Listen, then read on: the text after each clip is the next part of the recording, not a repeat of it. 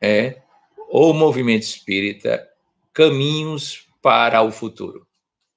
Estamos numa época que há uma grande possibilidade de termos tempo para reflexão sobre o que fazemos, como fazemos, quais as suas finalidades, a quem destinamos as nossas ações e atividades, e mais profundamente refletirmos se todo esse conjunto de ações é propício ou caminha na direção de um propósito que é a finalidade última do pensamento espírita.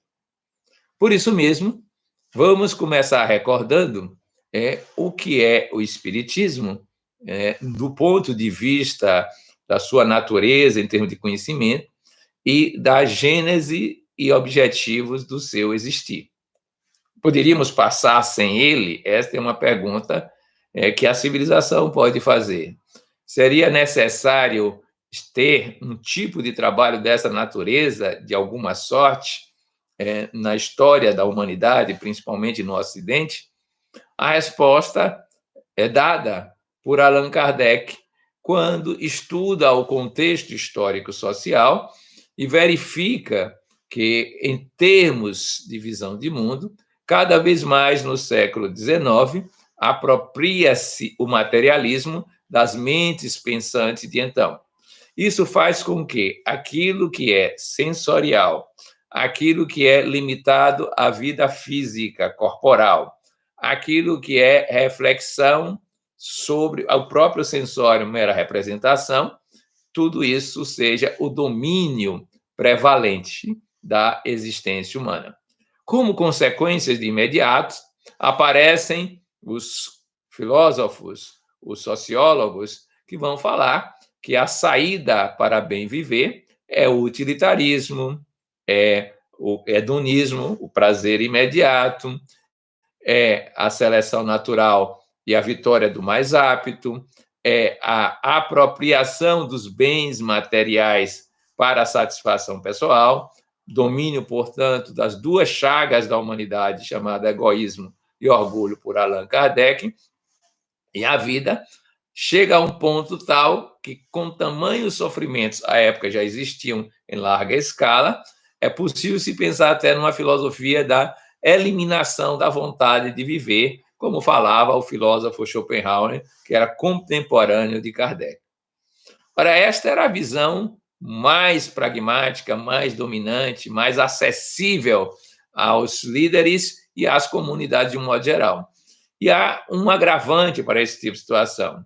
Desde o século XVI, e principalmente no século XVIII, se constituiu uma esfera cultural de valor chamada ciência, cuja filosofia que a referenda chamamos de positivismo no século XIX, que redundou numa grande vivência otimista em relação ao futuro da humanidade do ponto de vista material.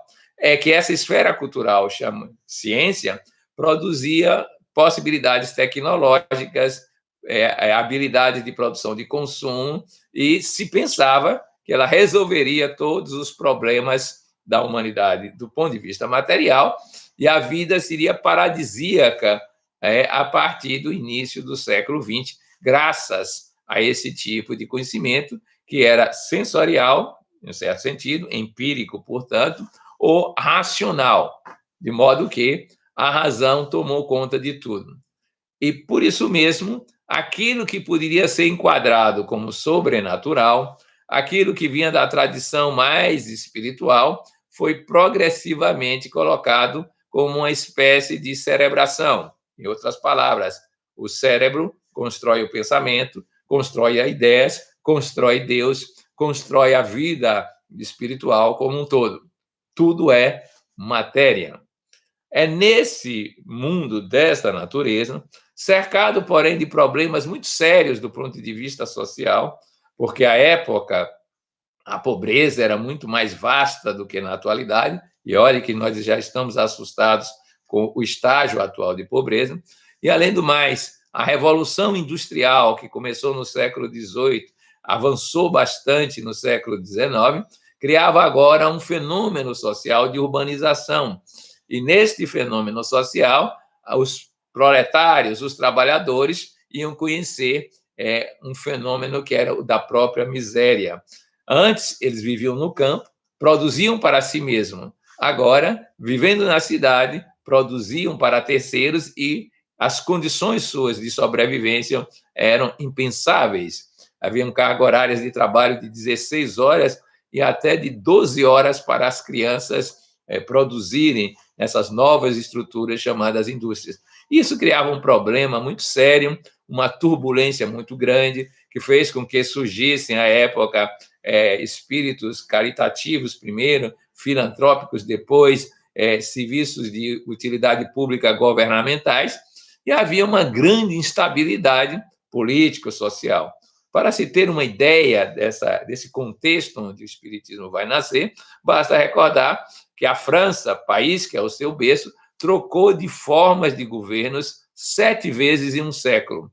E eu estou falando de formas de governo, não estou falando de governantes, porque aí a série era muito maior. Dada a insatisfação, as insurreições que decorriam dessas insatisfações, e por isso mesmo o clima era um verdadeiro caldeirão cultural e social.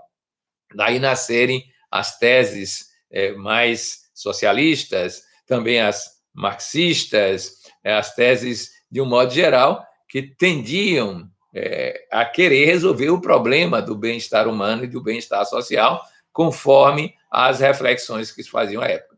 Mas todas elas, mesmo aquelas que eram de natureza espiritual, que acreditavam em Deus, na transcendência, mas que não tinham mais o viés da religião, e, portanto, as religiões basicamente eram o protestantismo e o catolicismo, elas tendiam a uma visão materialista de mundo.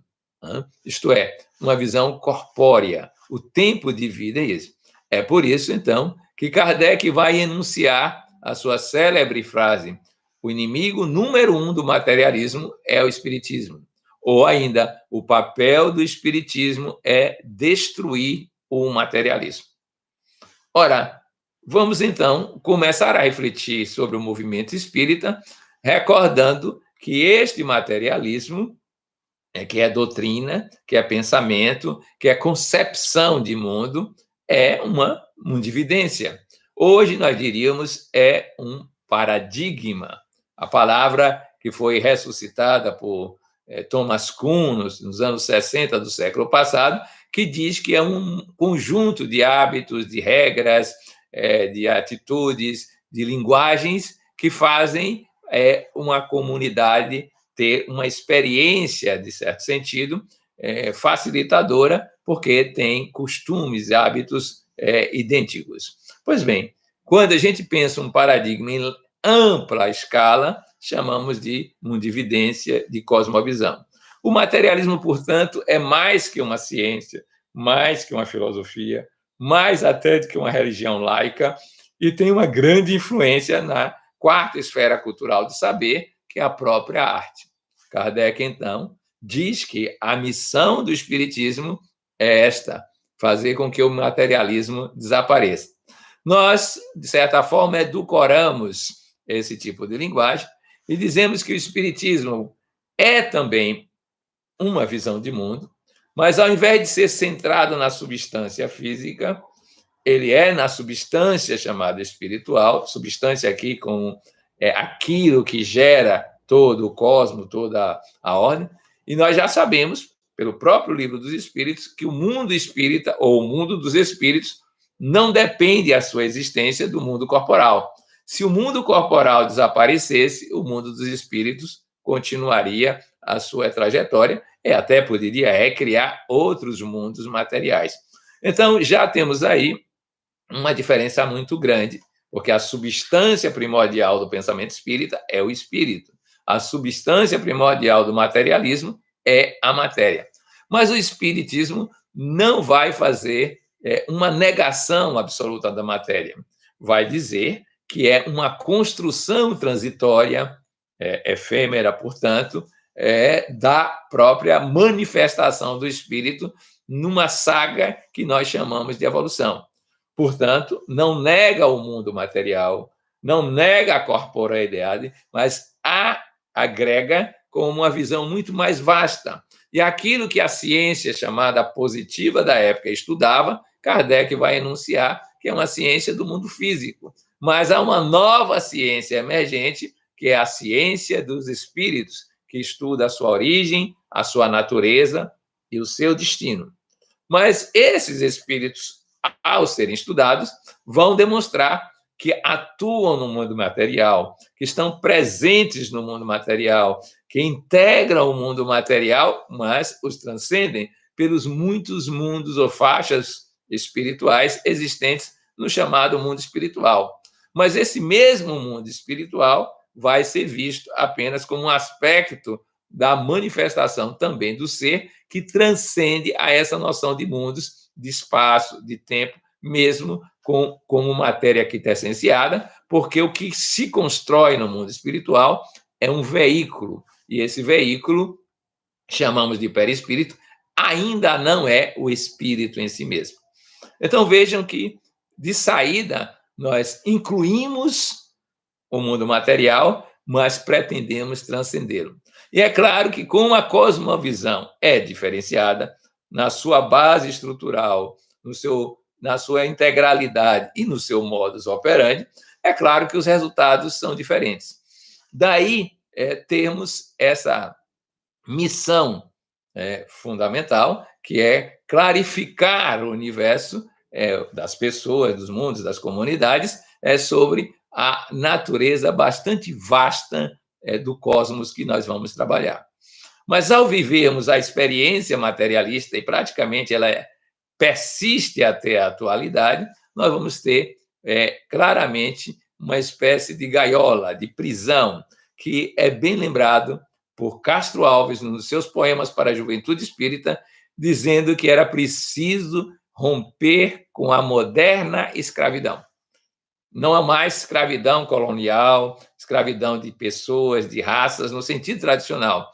Mas o que é mais grave é uma escravidão cultural, uma escravidão psicológica, uma escravidão sociológica que cria um modo de organizar a sociedade centrada na própria matéria. Kardec já advertia nos seus textos de A Gênese, o último livro que ele publicou em vida, que era fundamental compreender que estávamos num período de transição, que a geração nova deveria construir outros passos e renovar a sociedade. Não que o espiritismo se generalizasse como uma espécie de movimento em si mesmo, mas que as ideias espíritas, por serem leis da natureza, teriam que ser generalizadas à semelhança da gravitação universal. Chega-se a dizer que, assim como existe uma gravitação de corpos, há uma gravitação de espíritos atuando nas nossas vidas, no nosso existir de um modo geral. Isto posto, nós então temos esta primeira grande missão: superar o materialismo. Mas como fazê-lo? A primeira grande tarefa nossa, parece-nos hoje ainda precisando avançar, é fazer aquilo que Kardec começou, a reintegração dos saberes. O que é isso? Nós estamos acostumados a pensar, no Brasil em especial, num movimento centrado mais na busca do espiritual, da religiosidade e no serviço do amor ao próximo. De um lado, atendemos, neste caso último, ao lema fora da caridade não há salvação. De outro lado, entendemos que a religiosidade é o ápice do nosso desenvolvimento. Mas o espiritismo é muito mais vasto que isso. Isso pode ser até mesmo considerado um corolário. Mas o espiritismo nasceu no meio de um período experimental e há novidades a serem buscadas, ou há leis a serem melhor conhecidas, há trabalhos a serem realizados nessa área. Por isso que ele precisa envolver-se na vertente da ciência, produzindo os seus experimentos, esses de natureza espiritual, com regras próprias, com metodologia própria, para trazermos novas vivências novas leis, ou melhor, o desdobramento das leis básicas ou da lei divina na própria compreensão da experiência humana como encarnados. Assim como temos um progresso nas ciências físicas, nas ciências biológicas, nas ciências matemáticas, nós precisamos ter um progresso na ciência do espírito. E isto é referendado quando Kardec nos diz que o espiritismo caminha para e passo com o progresso da ciência e vai fazendo novas experimentações, novas leis e até mesmo, como trabalha com uma comunidade interexistencial, novas revelações que vêm do plano espiritual. Revelações aqui não no sentido de teológico, mas o descobrir de possibilidades novas de atuação. E aí temos um mundo a caminhar. Nós estudamos pouco a experiência psíquica da lei de causa e efeito no plano físico, no plano moral, no plano mental, no plano valorativo, e isso vai ser fundamental para o desenvolvimento da ciência dos espíritos. Podemos avançar um pouco mais, pensando que o espiritismo aparece já na segunda edição e definitiva do Livro dos Espíritos como filosofia espiritualista. Ora, esta é uma outra esfera cultural de saber e, usualmente, os experimentos científicos não param neles próprios. Eles transbordam, no nosso caso, mais ainda, porque são experimentos científicos centrados em entes que pensam, que têm, portanto, uma visão de mundo, têm a sua própria inteligência, têm a sua própria vontade, só não estão corporalmente presentes. Então, é preciso pensar a filosofia espírita, de aprofundá-la. Nós temos aquele conjunto de perguntas que foram feitas por Allan Kardec, que obedece a um plano filosófico. O Livro dos Espíritos começa com a Teodiceia, nome que se dava antigamente à teologia, isto é o estudo de Deus.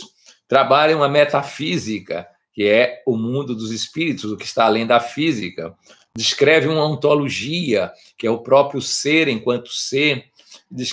Escreve também um telefinalismo, para onde vamos na história evolutiva como tal.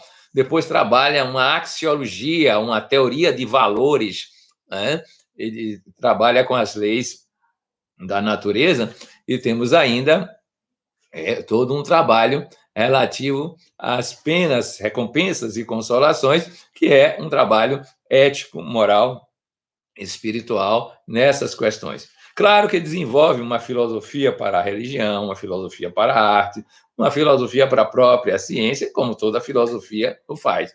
Pois bem, nós precisamos agora aprofundar aquilo que foi feito nos anos 50 e 60 do século XIX, ampliar a nossa percepção do que veio a posteriori, com exemplo de Leon Denis, que concebe uma síntese cultural, lembrando que as grandes verdades platônicas, o belo, o bom, o justo, o verdadeiro, aparecem sobre as formas as novas de conhecimento, e que podemos trabalhar tudo isso para sermos uma síntese do próprio saber, apropriando-se de todas as verdades parciais que a história nos trouxe e levando-nos a um outro patamar de realidade.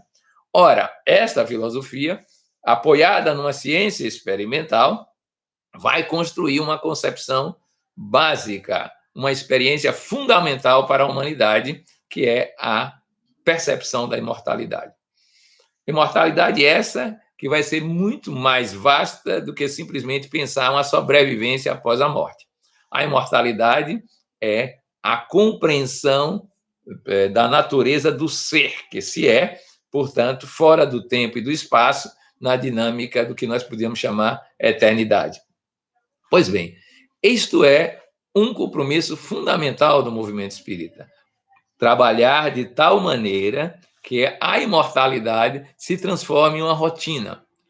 Produzir elementos convincentes para consciências ainda primárias que não conseguem enxergar além do mundo físico. E isto numa didática suficientemente adequada para respeitar os movimentos evolutivos de cada criatura, de cada comunidade. Mas isso a filosofia pode demonstrar via razão, via intuição, mas podemos ter o respaldo da experiência, de um modo geral, demonstrando isto como possibilidade. Mas não faremos somente isso, porque saber que somos, para onde vamos, e termos resultados práticos experimentais disso, não é suficiente. É preciso ter algo que transcenda a esse tipo de realidade humana. Kardec já mencionava, à sua época, que a destinação dos espíritos é serem seres co-criadores cósmicos. Mais tarde, no Evangelho segundo o Espiritismo, coloca que precisamos ser o homem de bem. O homem de bem é uma passagem. É a época em que ele trabalha a moral cristã para as nossas vidas e referenda o que está no Livro dos Espíritos, dizendo que nós somos modelo e guia da humanidade. Então, precisamos verificar que há mais além do que isso. No próprio Livro dos Espíritos, numa mensagem de Paulo, o apóstolo, ele menciona que a vida devia ser uma gravitação em torno de Deus. Ora, aí já é um aspecto da dimensão do sagrado, da dimensão do religioso.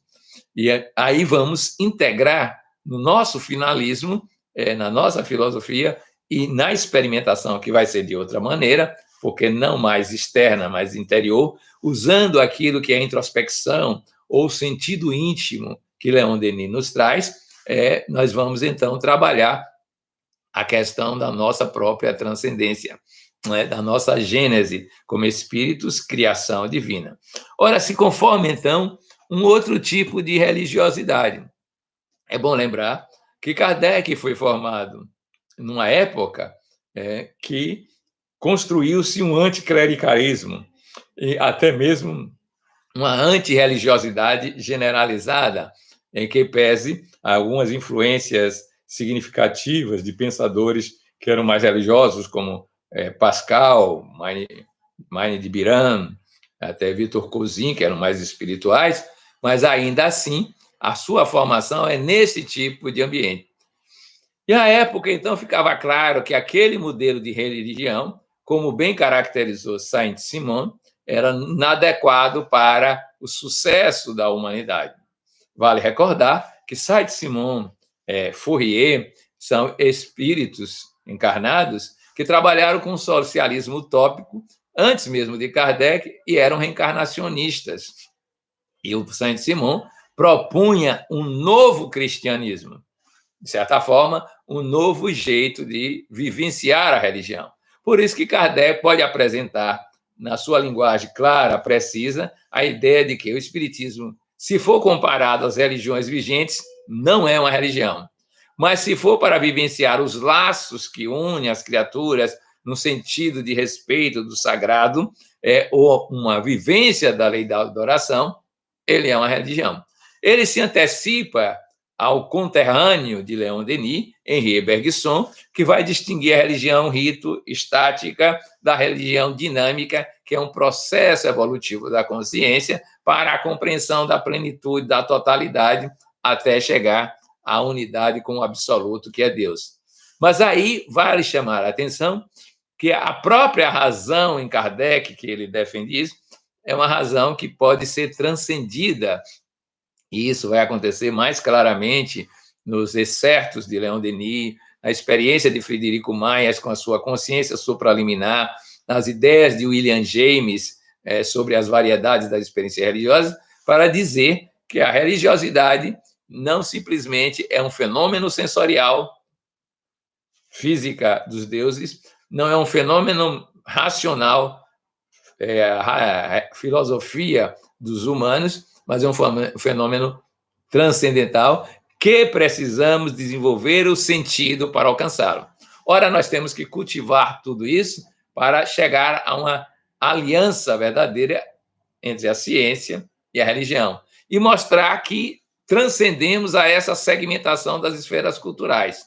Acresce-se a isso que também se destacou nessa modernidade e contemporaneidade, as duas idades que influenciam o pensamento espírita é a arte. A arte adquiriu contornos próprios, transformou-se em uma forma de saber, em uma linguagem de expressão da alma, com muito mais riqueza, versatilidade, e apresentando níveis evolutivos diferentes, o que foi motivo de reflexão por Kardec, ao dizer que era necessário se trabalhar a arte para ela ter a influência espírita.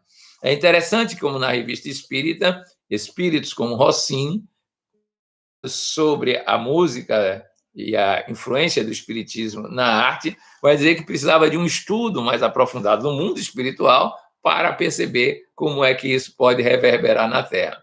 Ora, nós temos, então, já aí os indícios de como o espiritismo afeta essa quarta esfera cultural. Leon Denis, então, vai escrever o espiritismo na arte, atraindo para suas comunicações mediúnicas o espírito do esteta, né, que vai lhe dar aulas sobre esse assunto. E aí nós podemos dizer que o espiritismo toca com todas as esferas culturais e as renova, as fecunda, lhes dá diretrizes novas e significativas para o próprio crescimento.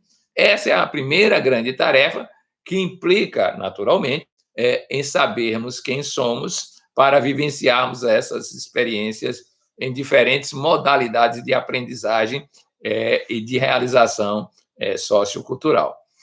Uma vez posta essa tarefa, que nos parece fundamental para o nosso desenvolvimento espírita, vale a pena recordar que o projeto espírita, como Allan Kardec mencionava, ele tem características próprias de renovação social. Ele chama a atenção como excelente discípulo de Pestalozzi, né, que também derivava suas teses de Jean-Jacques Rousseau, que aparece nos textos espíritas da codificação, que era fundamental pensar na educação. E nós dizemos hoje que a educação consiste em vivenciar a experiência da evolução da manifestação do espírito na ordem dos encarnados, dos humanos, ou como a totalidade dos seres que estão em processo de consciência humanística, como nós dizemos, tanto encarnados como desencarnados. Pois bem, a educação já avançou muito no pensamento espírita, né? Desde os seus primórdios, esta foi uma tarefa muito significativa, não somente para difundir o espiritismo enquanto espiritismo, conhecimento, doutrina, mas também para auxiliar a humanidade a sair do analfabetismo. Basta recordar que Kardec era um expert em pedagogia e, durante um período inicial da sua vida, tratou de dar aulas gratuitas para muita gente crescer em termos de conhecimento. Claro que, quando ele ficou ocupado com o espiritismo, essa disponibilidade de tempo desapareceu, mas o seu imediato e mais querido sucessor, que é Leon Denis, participou das ligas na época para a alfabetização. Então, nós temos uma vertente da difusão do conhecimento espírita como tal e uma vertente da formação da cultura humana, da alfabetização, do letramento, para que as pessoas se desenvolvam. Então, nós criamos estruturas e dizemos até, como vários espíritos referendo, que o centro espírita, a nossa célula máter, é um educandário. Pois bem, precisamos refletir sobre a educação e saber qual é o caminho para o nosso futuro em termos de movimento espírita. Como educandário, nós temos os sistemas pedagógicos de evangelização infanto-juvenil, de formação na área mediúnica, dos estudos das obras básicas, das obras mais contemporâneas de produção dos espíritos, de um modo geral. Mas essa educação, perguntamos nós, está centrada nos princípios espíritas? Ou, em outras palavras, a pedagogia utilizada, ela é congruente, coerente com o sistema de pensamento espírita? Por que dizemos isso? Porque é natural pensar que toda a filosofia, e o espiritismo, de certa forma, transborda como filosofia, constrói uma filosofia da educação, constrói uma psicologia da educação, da aprendizagem.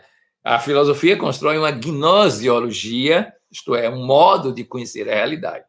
E aí verificamos que talvez o passo subsequente na nossa construção do futuro seja exatamente estudar o que pensamos do ponto de vista pedagógico, como realmente centrado no Espiritismo, para gerarmos uma didática ou técnicas de ensino-aprendizagem coerentes com essa realidade. Repare que não é simplesmente informar, transmitir, que isso faz parte do conhecimento comum da linguagem simbólica do encarnado materialista. É preciso ir mais fundo, derivar desse saber espírita possibilidades de facilitação da aprendizagem em grupos, como indivíduos, para que haja uma verdadeira influenciação na transformação evolutiva, que é muito mais vasta do que a transformação moral, que é base, que é fundamental, mas precisa e pode ser ampliada. Aí teremos uma concepção espírita para o ensino-aprendizagem do próprio espiritismo. Vou ainda reforçar isso lembrando, se nós somos, por exemplo, tradicionais, que acreditamos que a educação se faz como uma mera instrução, o que Kardec não concordava já à sua época, nós podemos dizer que há uma fonte de saber, o professor, o livro, ou algo parecido, e há uma figura de aprendizagem do qual basta transmitir, como se faz com a corrente elétrica, com a fala, para o outro, e o outro vai se apropriar daquilo. Estamos aí referendando o método de ensino de exposição tradicional. Mas se nós formos estudar com base no comportamentalismo de Skinner e companhia, nós vamos verificar que eles vão dizer que agora a atitude pedagógica fundamental é criar condições para construir comportamentos a partir de estímulos. Já muda a conduta didática, a seleção de técnicas, de recursos auxiliares, porque agora não é simplesmente transmitir, é gerar comportamentos. Mas se nós formos humanistas, seguindo a linha, por exemplo, de Roger, ele vai dizer, não adianta tentar ensinar o outro, porque cada um aprende como quer, quando quer, com quem quer. O que você pode fazer é um círculo de aprendizagens. Já muda a tecnologia de ensino-aprendizagem. A pergunta que nós temos que fazer é qual é a gnose espírita, qual é a ontologia espírita e qual é a pedagogia que nasce desse tipo de pensamento. E aí vamos verificar que o próprio mundo espiritual já nos insinua outras técnicas que vão além da consciência corporal. Nós podemos aprender por via onírica, por desdobramento espiritual, já que temos perispírito e corpo. Nós podemos fazer introspecções, que são verdadeiros insights. Nós podemos fazer grupos interexistenciais de comunhão, de aprendizagem. E aquilo que hoje está muito mais centrado na área do socorro espiritual, que é a mediunidade, ser uma permanente vivência. Como diria Humberto Mariotti, haverá um tempo em que a mediunidade será manifesta muito mais claramente, porque é um processo evolutivo e que vamos adquirindo essas aptidões. Provavelmente não com as formas atuais, mas com outras, por exemplo, as formas mais intuitivas, aquelas ultrafânicas, em que a percepção dos fenômenos se dá por um estado alterado de consciência da própria pessoa, que depois, voltando à sua consciência de vigília, tem um outro tipo de aprendizagem. Então, nós temos que, para abrir caminhos para o futuro, rever a nossa prática pedagógica nos arraiais espíritas, acrescentando nada de destruir, nada de eliminar o passado. Isso é uma forma ingênua de exclusão, incluir e transcender as práticas que nós estamos acostumados a realizar na vida cotidiana didática do nosso pensamento espírita. Ora, isso deve ser o nosso cerne. E qual o objetivo da nossa educação? A finalidade, o para quê da nossa educação. Nós voltamos, então, à tese básica. Para que existimos? Existimos para nos transformarmos enquanto manifestação naquilo que sempre fomos e sempre seremos enquanto criação. Criaturas divinas, manifestando a nossa natureza divina no mundo existencial que criamos. Nós lembramos que a tese espírita começa com o nosso grandioso trabalho de intelectualizar a matéria. No reino mineral, que descobre formas de construir a vida, sensações no reino vegetal, instintos de sobrevivência no reino animal, constrói agora a razão. Somos nós os construtores desse trabalho. Só que até aqui, isto é feito de uma forma não autoconsciente. Mas, doravante, enquanto humanidade e enquanto humanidade espírita, passamos a ter consciência de que somos os diretores, o eixo e a flecha da evolução. E agora podemos construir outros estados de consciência para manifestar aquilo que há em nós de divino. Descobrimos, então, nesse périplo cultural espírita, que a manifestação divina mais apropriada chama-se a amorosidade, que permeia toda a escala evolutiva como tal. Então, nós precisamos desenvolver no mundo uma finalidade educacional que seja compatível com essa busca de sermos divinamente manifestos no mundo e, a quiçá algum dia, ou fora do tempo e do espaço, co-criadores cósmicos universais. Isto é a verdadeira identificação com o princípio espírita em termos de finalismo. Mas há um interregno, há um momento, nós podemos trazer para o tempo e o espaço nosso. E é preciso, então, rever a finalidade da educação. Porque a que nós temos, porque centrada na matéria, leva aos resultados que nós estamos acostumados a ver. Ainda que a gente cresça nos testes do PISA, esse teste internacional, nos testes do Enem, que cresçamos, em suma, naqueles critérios pedagógicos, eles são critérios materialistas, são restritivos, estão dominados por uma consciência exterior, científica, cognitiva, não fala do si mesmo, não fala da vivência real, da experienciação, como bem criticava o filósofo Kierkegaard, já naquela época, no tempo de Kardec. Esse tipo de conhecimento ele é muito superficial. Por mais polido, educado, sábio que seja nessa exterioridade, não dá conta daquele universo pascalino, o universo de Pascal, Blaise Pascal, que é da universo interior. E esta deve ser uma das fontes prioritárias das nossas aprendizagens, deve ser um dos focos principais da nossa atenção interior. Então, nós temos que desenvolver toda uma finalidade educacional centrada na evolução do ser enquanto manifestação no mundo. Claro que vamos garantir a sobrevivência, claro que vamos, de certa forma, educar para a vivência social, mas esta sociedade que está posta é apenas uma passagem do processo evolutivo. E o pensamento espírita, aí entramos com uma ideia básica de Kardec, veio também para reviver o cristianismo.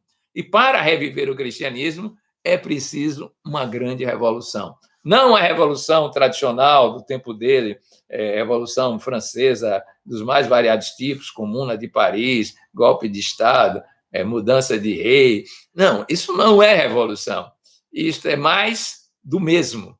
Significa dominação, submissão de corpos, de um modo geral. O que nós precisamos é de acrescentar a essa mundividência bem limitada a consciência de que todo ato, todo gesto, toda atitude, toda organização social deve refletir claramente, cada vez mais, o princípio da vivência do Evangelho.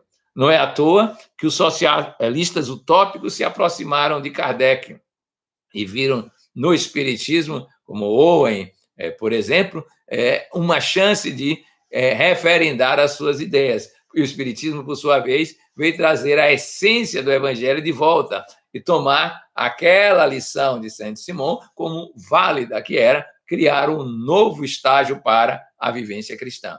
Mas, para fazer isso, temos que trabalhar exaustivamente no projeto educacional nosso, tanto das instituições espíritas, como daquelas que nós agregamos sobre outra forma.